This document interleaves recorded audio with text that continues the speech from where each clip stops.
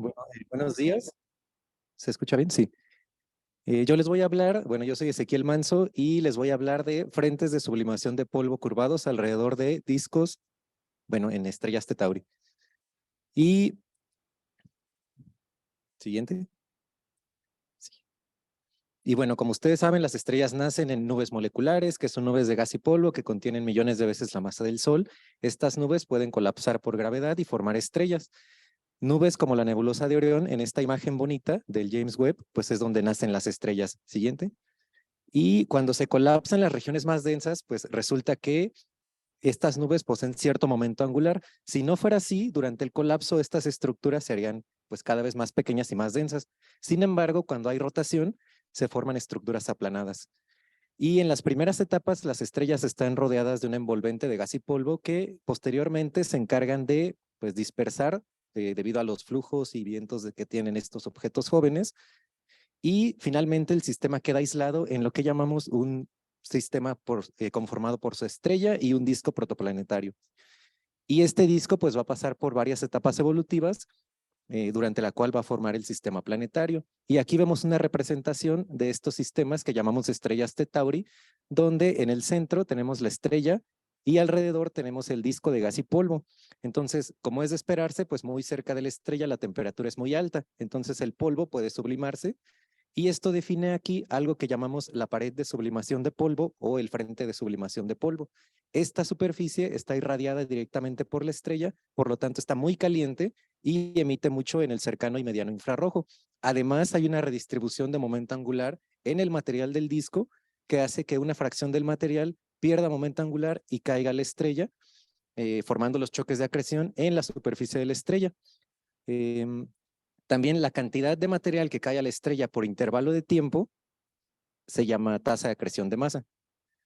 Y bueno, ya ALMA y otras observaciones han revelado pues imágenes muy bonitas de discos alrededor de estrellas jóvenes, ¿no? Como son HL Tau y TW Hydra, de los cuales ya habló Carlos Tapia, siguiente. Y bueno, no solo han sido los únicos, ha habido censos de discos con ALMA y aquí pues se pueden ver algunos de ellos y se ve pues que algunos muestran su estructura muy clara, mientras que otros como que se ven distribuciones más uniformes del material, o estos también. Sin embargo, aunque ALMA es tan bonito y nos ha dado imágenes maravillosas, resulta que la zona más interna de los discos, del orden de 0.01 a 5 unidades astronómicas, no se puede observar. Entonces hay que buscar maneras alternativas de obtener información de estos objetos.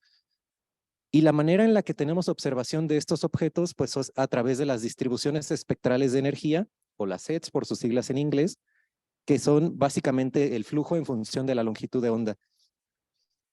Y pues resulta que la llegada del James Webb Telescope resalta la importancia de desarrollar modelos que puedan emplearse para reproducir los datos que dan los diferentes instrumentos de este telescopio en este intervalo de longitudes de onda que James Webb observa de 0.6 a 28.8 micras, que pues es precisamente la zona donde domina la emisión, la pared, ¿no? Entonces, para desarrollar un modelo de esta pared, nosotros utilizamos los modelos de D'Alessio y colaboradores descritos en estos artículos que calculan la estructura y emisión de discos de acreción irradiados. Y aquí está un dibujo de estos modelos, ¿no? Entonces, eh, bueno, la anterior, por favor. Sí, aquí resalto la emisión del disco en la distribución espectral de energía y es esta línea, ¿no? Aquí está la emisión de la estrella, siguiente, y aquí está la emisión de la pared, que como vemos efectivamente domina el cercano y el mediano infrarrojo. Además, el grado de asentamiento de polvo en el disco, pues se cuantifica mediante este cociente. Este cociente básicamente nos dice que es 1 cuando no hay asentamiento, es decir, hay granos grandes y pequeños en la atmósfera del disco y en el plano medio del disco. Y cuando es mucho menor que 1, hay granos grandes en el plano medio y granos pequeños en la atmósfera del disco. Y bueno, vamos a la pared de sublimación. Ya desde inicios del 2000 se estaba resaltando la necesidad de incluir la emisión de esta componente en las sets para pues, reproducir las observaciones. Anterior, por favor. E inicialmente se utilizaba una pared vertical para modelar la emisión.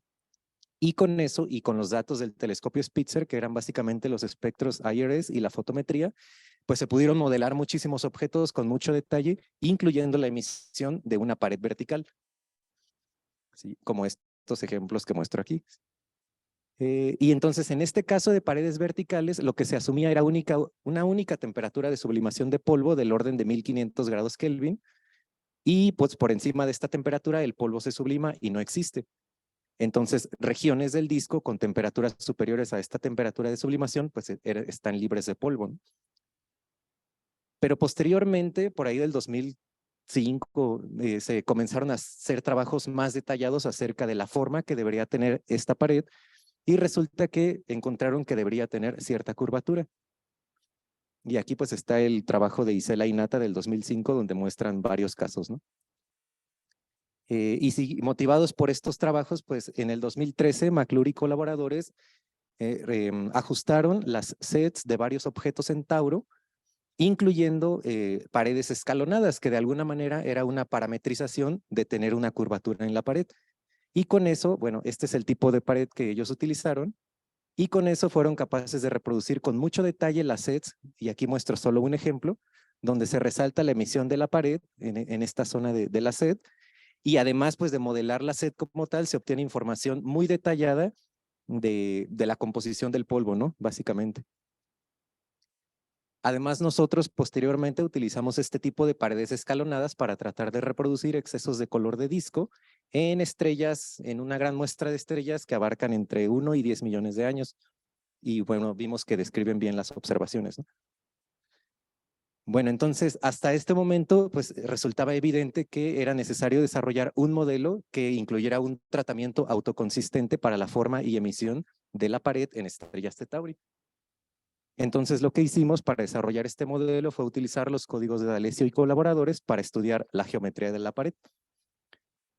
¿Y cómo hacemos esto? Pues dada la estructura física del disco, usamos las temperaturas de sublimación dependiente de la densidad de Pollack y colaboradores, o sea, ya no se asume una única temperatura de sublimación, y con esta temperatura y para varias especies de polvo, uno puede determinar la forma y la ubicación de la pared dado un modelo de disco calculado previamente. Y bueno, una vez que uno obtiene la geometría, pues posteriormente se calcula la emisión. ¿Y cuáles son los resultados que obtenemos nosotros para la geometría? Pues voy a mostrar dos casos, ¿no? Para diferentes estrellas centrales. O sea, son discos alrededor de una estrella central de 0.5 masas solares y discos alrededor de estrellas de 2 masas solares.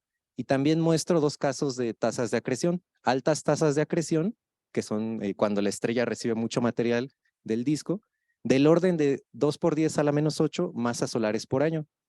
Y bajas tasas de acreción, que son del orden de 5 por 10 a la menos 10 masas solares por año. Además, muestro dos casos de asentamiento.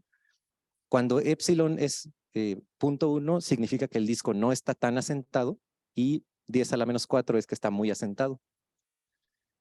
Y bueno, estos casos corresponden a discos alrededor de estrellas de 0.5 masas solares y altas tasas de acreción.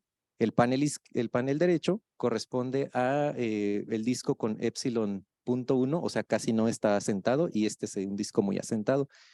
Y vemos pues que efectivamente no tiene nada que ver con una pared vertical, sino que efectivamente sí tienen una curvatura.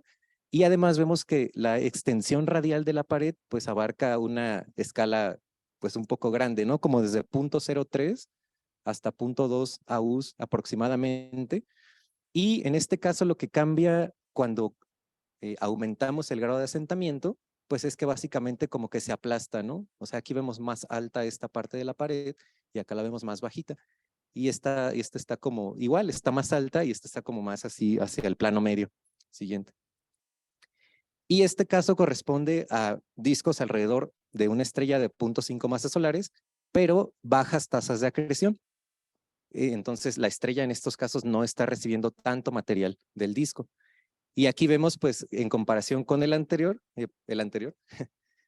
pues como que baja, ¿no? O sea, baja la superficie. Siguiente. Y estos modelos corresponden a discos alrededor de 2 masas solares, alrededor de estrellas de 2 masas solares. Aquí lo interesante es que la pared incluso pues tiene una extensión radial mucho mayor. O sea, aquí va del orden de 0.3 también, pero llega casi hasta 0.6 unidades astronómicas.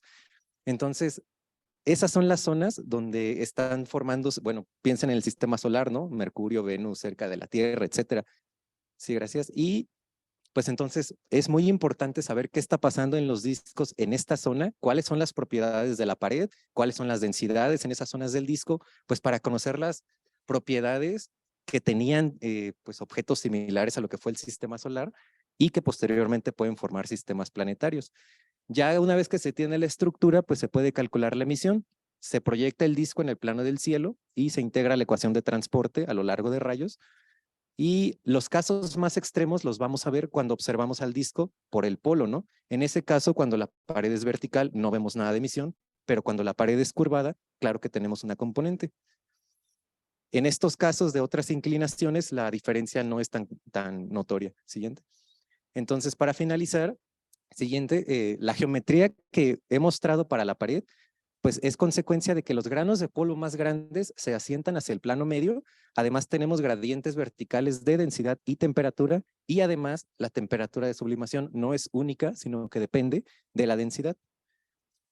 Por otro lado, granos de polvo de tamaños de micras son más eficientes para absorber radiación de la estrella de esa longitud de onda característica y por lo tanto no pueden existir tan cerca de la estrella como los granos más grandes, y por eso se genera esta forma que vimos hace unos momentos.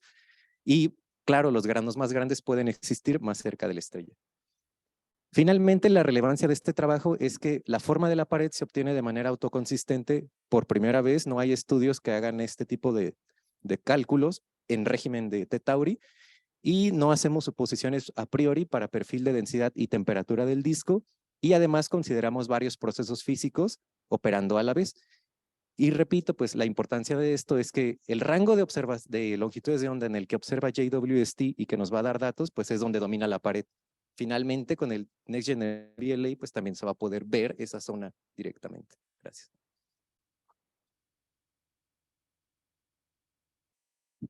Gracias. ¿Tenemos preguntas? Si no, yo tengo una. Cuando comparabas pares de tus simulaciones, realmente no se ven muy diferentes. Y si luego haces fotometría o sintética, va a ser muy diferente. Vas a ser capaz, si incluyes errores y dispersión de valores así, de resolverlas con el James Webb, por ejemplo. Pues yo pienso sobre todo que James Webb va a ser buenísimo para los espectros, ¿no? Y ahí la forma, los features que vas a ver, pues tiene que ver precisamente con la fracción de cierto tipo de granos de polvo que tienes, etcétera. Entonces va a ser, pues va a ser idóneo, ¿no? Para trazar en detalle toda la mineralogía de los discos en este caso. Entonces, por ahí yo siento que va a estar como la parte, y bueno, siguiendo pues los trabajos que se han publicado con datos de otros telescopios, como Spitzer, sí es posible, ¿no? Discernir con fotometría y espectros en conjunto las propiedades de esta zona interna, pero hay que ver, ¿no? O sea, ¿Tenemos preguntas en el Zoom? ¿No? ¿Aquí tenemos alguna otra pregunta? ¿No? Agradecemos a Ezequiel. Muchas gracias. Tenemos media hora de descanso. ¿Les parece bien que regresamos a las 10:05?